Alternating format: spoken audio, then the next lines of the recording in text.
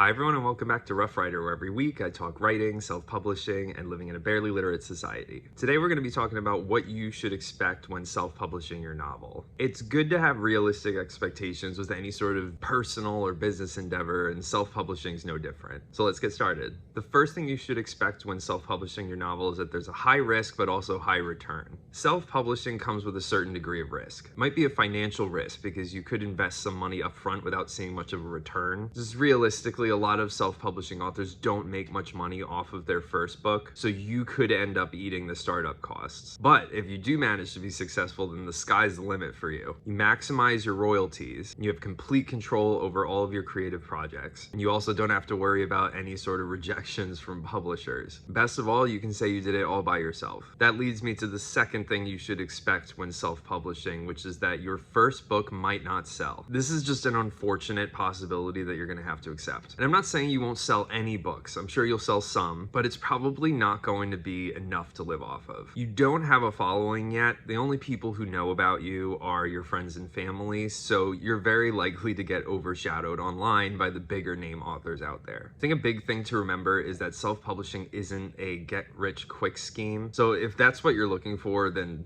just get out. Like that's not gonna work out for you. You might have to release several books before you even start getting noticed. So just keep at it and be patient with social media marketing. Eventually people will start to see you and then they'll start seeing your work as well. Just be persistent and don't get discouraged. The next thing to expect when self-publishing is that you'll make more from ebook sales. People dream of having their book available on a shelf at a bookstore somewhere, but realistically, you will make the most money off of ebook sales. There are no printing costs associated with a digital copy of your book, so you maximize your royalties. Like when it comes to print books, if you're using a print-on-demand service and let's say you price your novel around $15, which is still kind of higher than average for most paperback novels, you'd be looking at like $1 or less in author royalties for that $15 copy of your printed book. For an ebook though, you get up to 70% royalties. So let's say you price it at $6, you're gonna make a little bit over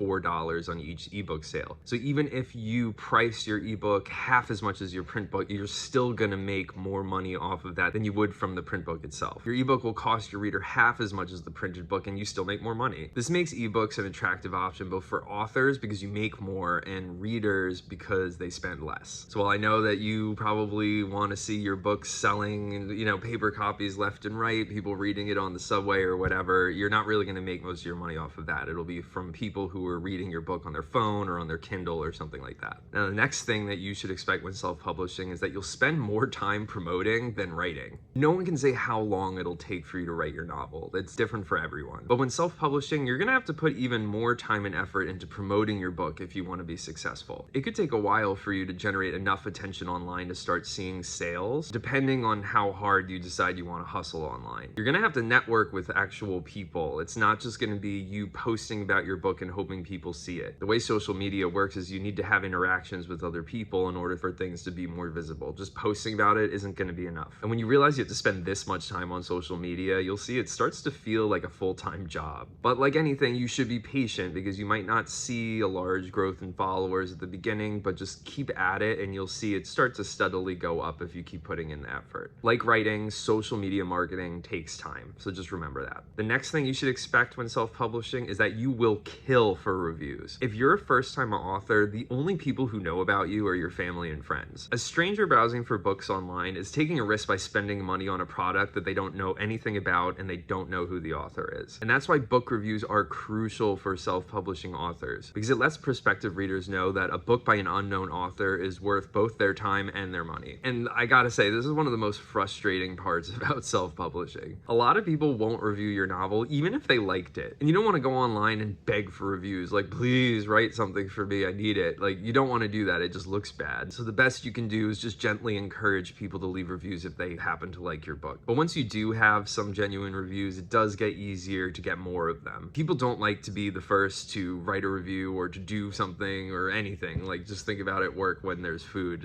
no one wants to be the first one to grab it and look like a slop. So it's the same thing with online reviews. Once they see that other people have been writing them, then they're going to be a lot more likely to leave one themselves, but when there's very few or none to begin with, then it's psychologically people are just not as willing to leave reviews. So it will get better over time, but you might pull your hair out in the process because this is one of the most frustrating things for me. Now, the next thing you should expect when self-publishing is that you might deal with imposter syndrome. So not everyone is going to experience this. Imposter syndrome is an informal psychological phenomenon in which a person doubts their skills, talents, or accomplishments and has a persistent internalized fear of being exposed as a fraud. I had to read that because I have a bad memory. It can affect anyone. If you read about it online, you'll see a lot of the studies focus mainly on women, but this doesn't just affect women. It can be men, women, professionals, amateurs, young people, old people. Anyone can experience this. Writing a novel is a big achievement, and most of the people you're going to meet in life have never done it. So people are going to be impressed that you wrote a book. But if you're suffering from imposter syndrome, then none of that really matters. You'll still feel like you're a fake and that you've just duped them into thinking that you've accomplished something that doesn't hold nearly as much weight as they think it does. This is especially true if you still have a day job and you're not making a whole lot of money off of your writing yet. You might start to think that you're not a real writer just because you're not able to make a living off of your book sales. But you need to remind yourself that you are a real writer. If you weren't, there wouldn't be a book out there with your name on it. And that is certainly something to be proud of. So the next thing you should expect when self-publishing is that you're going to learn a lot about yourself. Writing a book can give someone a lot of personal insight, but self-publishing it also can. You're going to learn a lot about yourself when you take on all the responsibilities of promoting and selling your own novel. You're going to see how you'll respond to various challenges and setbacks that come up. You're going to see how you deal with difficult situations, and then you're going to learn where you need to improve. You'll find out where your strengths and weaknesses lie, and that's when you need to learn to adapt or just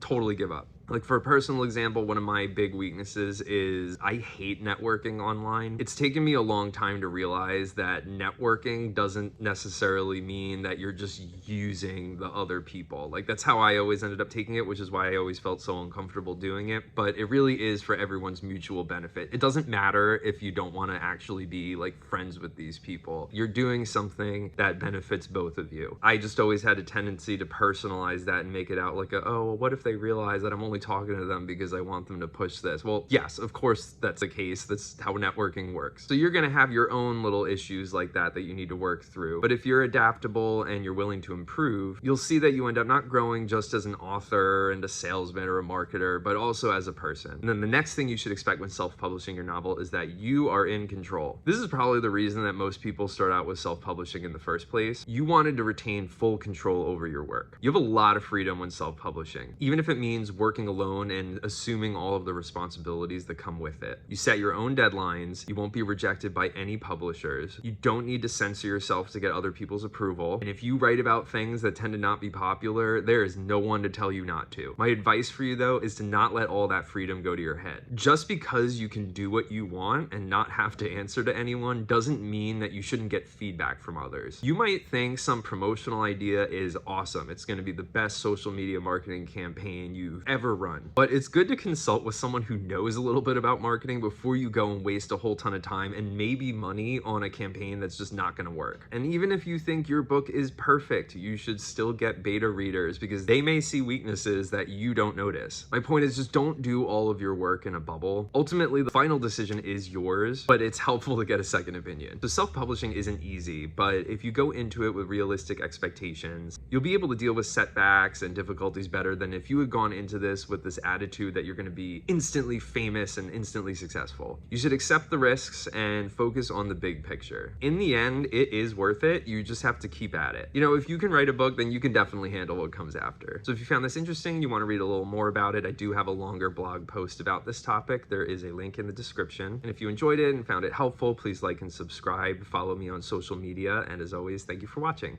God bless.